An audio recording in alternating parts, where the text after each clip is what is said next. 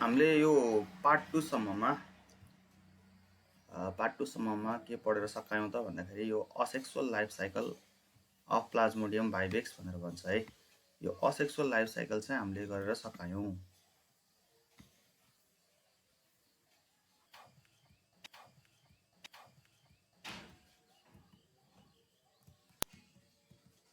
है asexual life साइकलमा हामीले के पढ्यौँ त भन्दाखेरि यो ह्युमनमा हुन्छ भनेर पढ्यौँ होइन।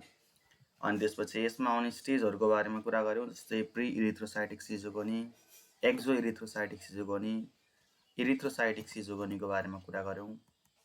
अनि त्यसपछि चाहिँ पोस्ट इरिथ्रोसाइटिक सिजोगोनी।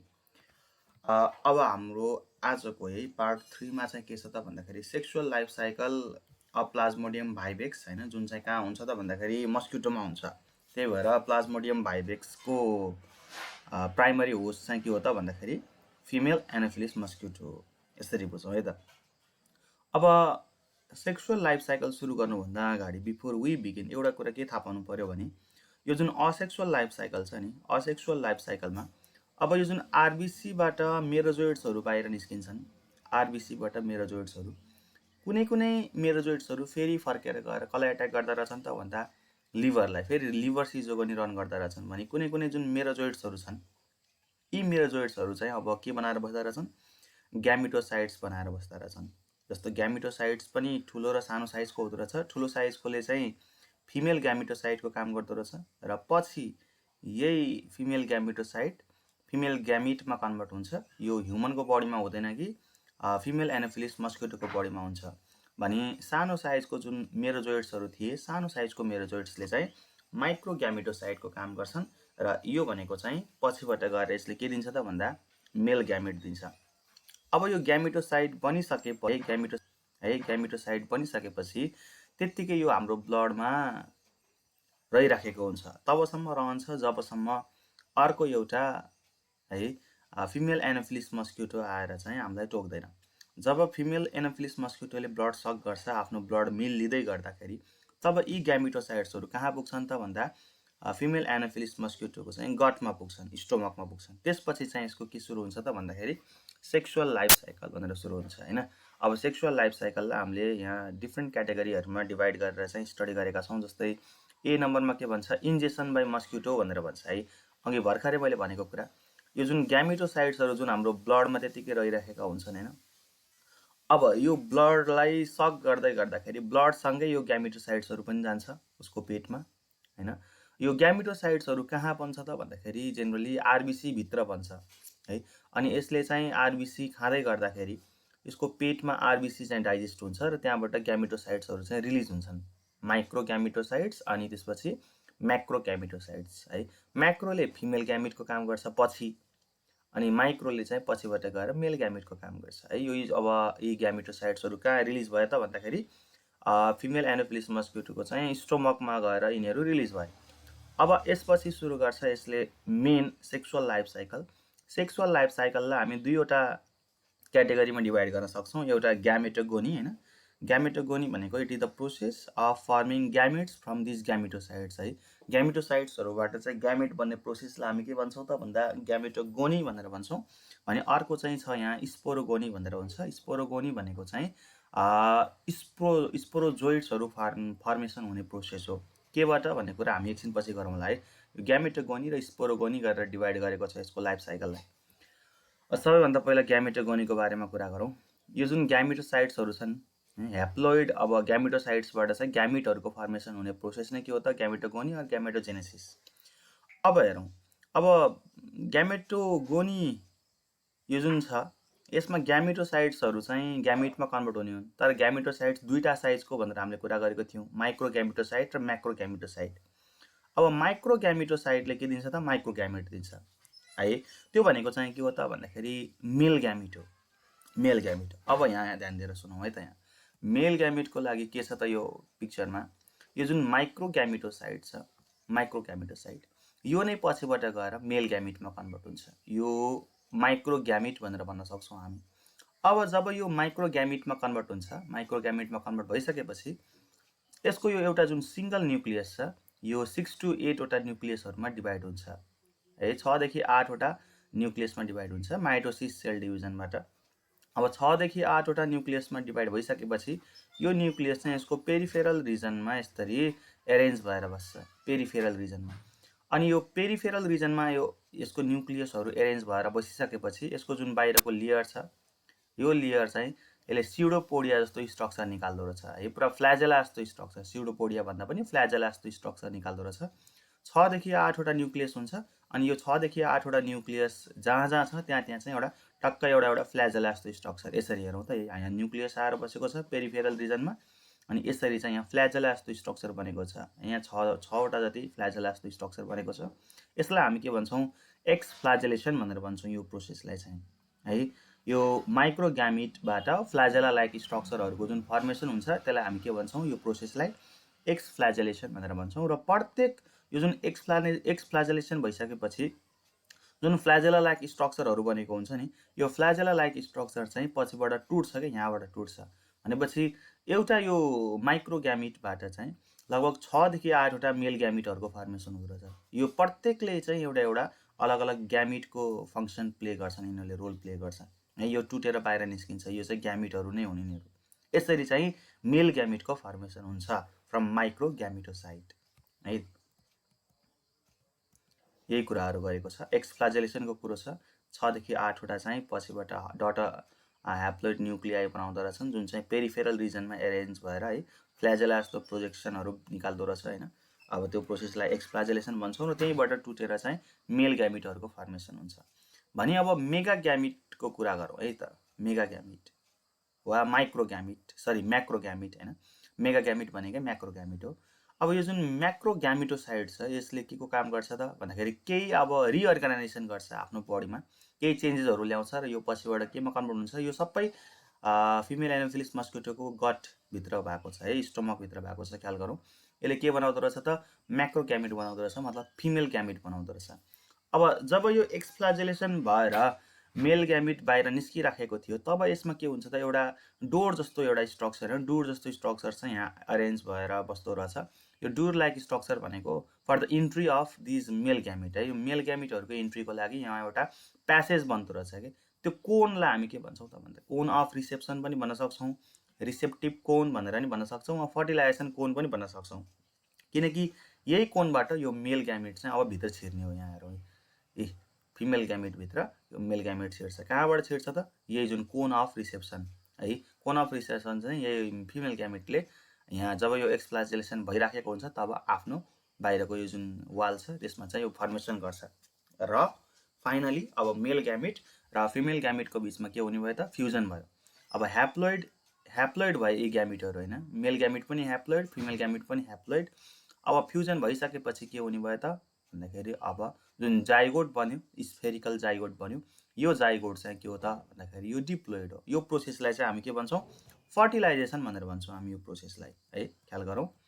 अब यहाँ हेरौँ फर्टिलाइजेसन। अब जुन यो मेगा ग्यामिट छ नि यसले साइटोप्लाज्मिक प्रोजेक्सन दिँदो रहेछ जसलाई हामी fertilisation cone or cone of reception or receptive cone भन्छौँ।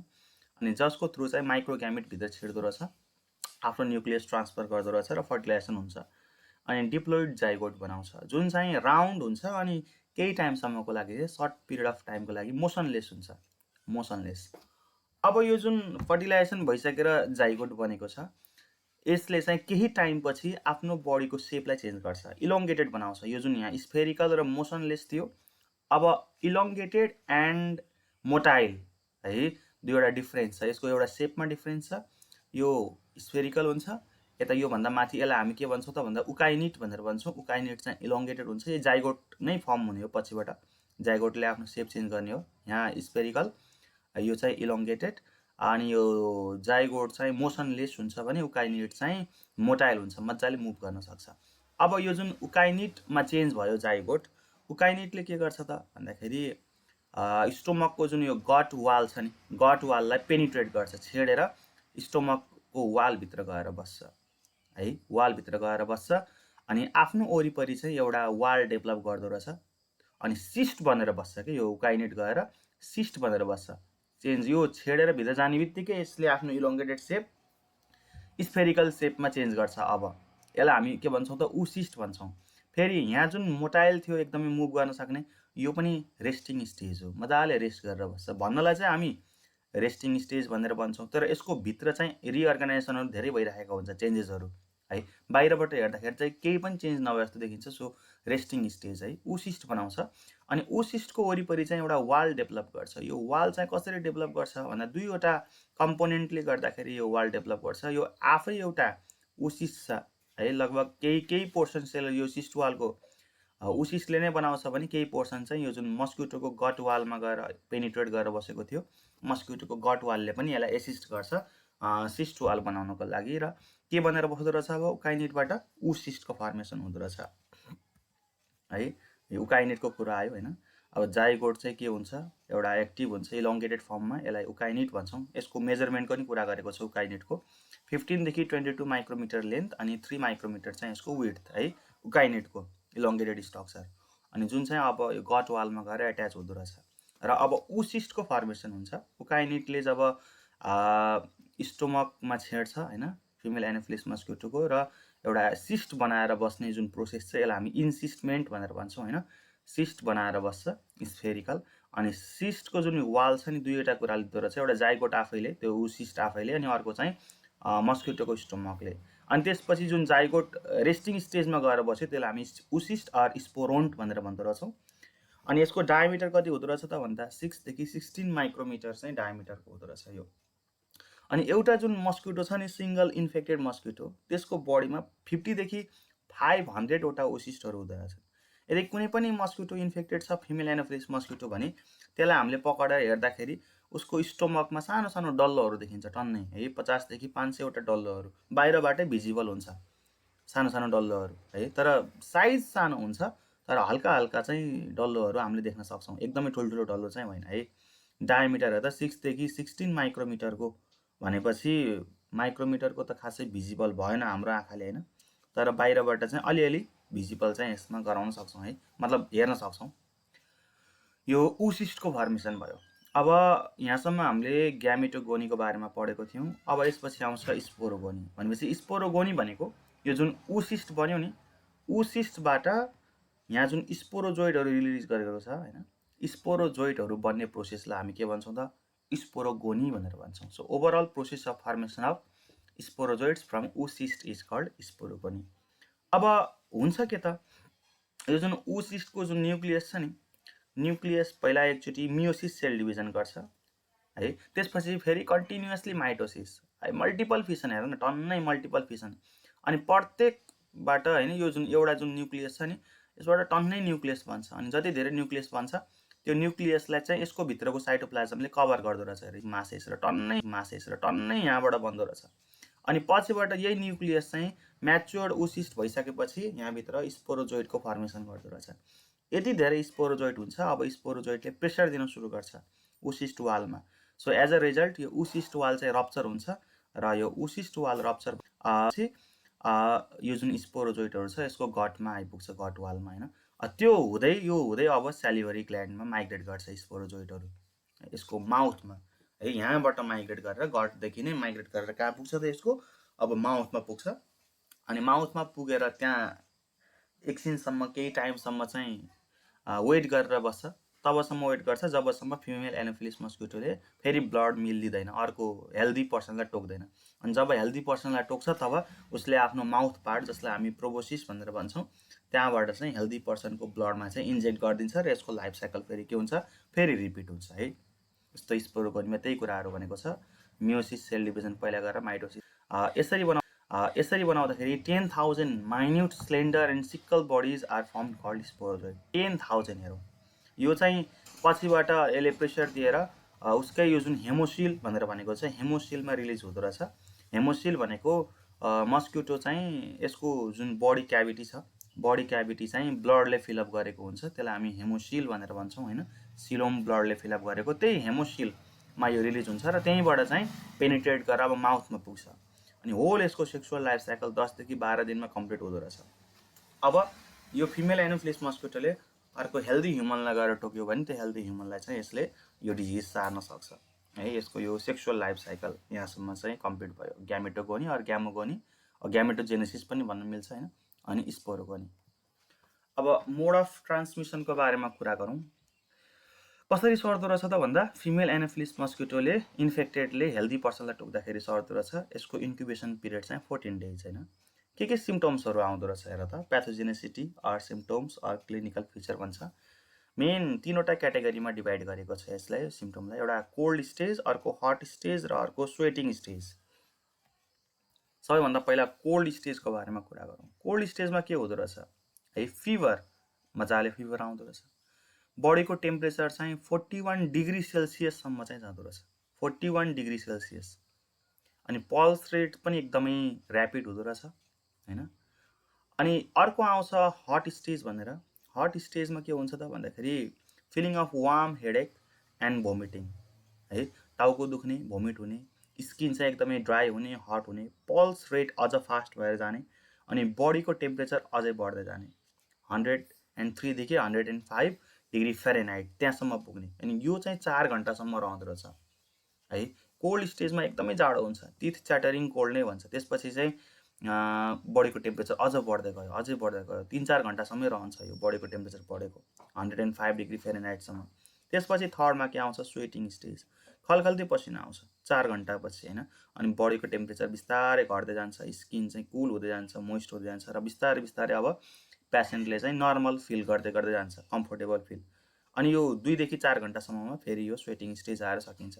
र यो जुन सिम्टम्स छ नि, प्रत्येक 2 डेजमा चाहिँ रिपिट हुन्छ। किनकि योभन्दा अगाडि पनि हामीले पढेको थियौँ, इरिथ्रोसाइटिक सिजोगोनीमा जुन हिमोजोइन निस्किन्छ नि, हिमोजोइन पिगमेन्ट, त्यो प्रत्येक 2-2 दिनमा निस्किन्छ है, त्यही भएर। अब यसको ट्रिटमेन्ट, यसको ड्रग अफ चोइस चाहिँ के छ त भन्दाखेरि क्लोरोक्विन फस्फेट है।